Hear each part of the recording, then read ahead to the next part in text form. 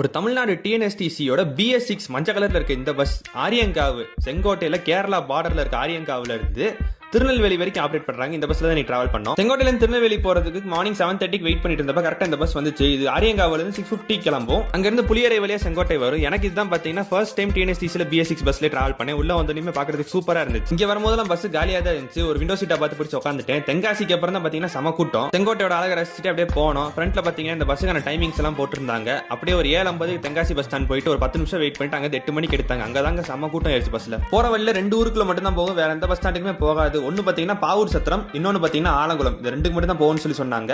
தெங்கோட்டையில இருந்து திருநெல்வேலி வரைக்கும் போறதுக்கு பாத்தீங்கன்னா ஒரு ஆளுக்கு 60 ரூபா சார்ஜ் பண்றாங்க இந்த பஸ்ல. நல்ல ஒரு பஸ் ஜர்னி ஆச்சு. நீங்க டிஎன்எஸ்டிசியோட BS6 பஸ்ல டிராவல் பண்ணிருக்கீங்களா அப்படின்றத கமெண்ட்ல சொல்லுங்க. ஒரு 2 ஹவர்ஸ் சூப்பரான ஜர்னி. திருநெல்வேலிக்கும் திருநெல்வேலி மக்களுக்கும் ஒரு வணக்கத்தை சொல்லி காலைல 9:30 மணிக்கு திருநெல்வேலி ஜங்ஷன் ஸ்டாப்ல இறங்கிட்டோங்க. இந்த வீடியோ பிடிச்சதை லைக் பண்ணுங்க. உங்க திருநெல்வேலி தென்காசி செங்கோட்டை ஃப்ரெண்ட்ஸ்க்கு ஷேர் பண்ணுங்க. நம்ம சேனல் புதுசா சப்ஸ்கிரைப்